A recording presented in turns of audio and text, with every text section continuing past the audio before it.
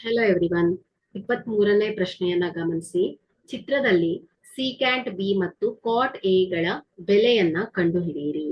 So ಇಲ್ಲಿ secant, okay, so secant B ಅಲ್ವಾ.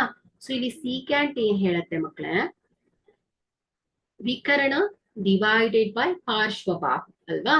ಹಾಗಾದ್ರೆ ಇಲ್ಲಿ ಬಿ ಗೆ ಅಭಿಮುಖವಾಗಿರುವ ಬಾಹು ಯಾವುದು ಮಕ್ಕಳೇ?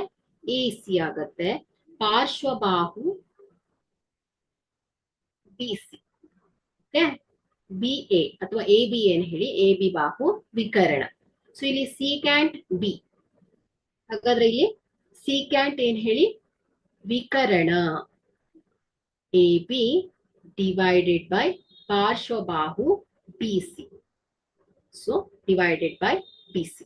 So is equal to A B 13 divided by B C ಎಷ್ಟಿದೆ? 5. ಹಾಗಾದ್ರೆ ಇಲ್ಲಿ secant B is equal to ಏನಾಯ್ತು? 13 ಡಿವೈಡೆಡ್ ಬೈ 5. ಅದೇ ರೀತಿಯಾಗಿ ನಾವು ಕಾಟ್ ಎ ದ ಬೆಲೆಯನ್ನ ನೋಡ್ಬೇಕು.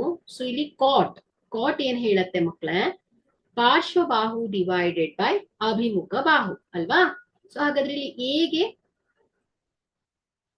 ಸಂಬಂಧಪಟ್ಟ ಹಾಗೆ ನಾವು ಬಾಹುವನ್ನ ನೋಡಿದ್ರೆ, ಸೊ ಎ ಗೆ ಅಭಿಮುಖವಾಗಿರುವ ಬಾಹು ಬಿ ಸಿ, ಪಾರ್ಶ್ವಬಾಹು ಎ ಸಿ, ವಿಕರ್ಣ ಎ ಬಿ ಆಯ್ತು. ಹಾಗಾದ್ರೆ ಇಲ್ಲಿ ಕಾಟ್ ಎ ಏನ್ ಹೇಳಿ?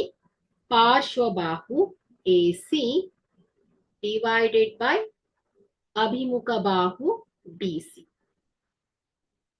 ಸೊ ಇಲ್ಲಿ A C 12 divided by B C 5 ಆಗಿದೆ. ಹಾಗಾದ್ರೆ ಇಲ್ಲಿ secant B is equal to 13 divided by 5, cot A is equal to ಏನ್ ಹೇಳಿ? 12 ಡಿವೈಡೆಡ್ ಬೈ 5 ಆಗಿದೆ. Thank you.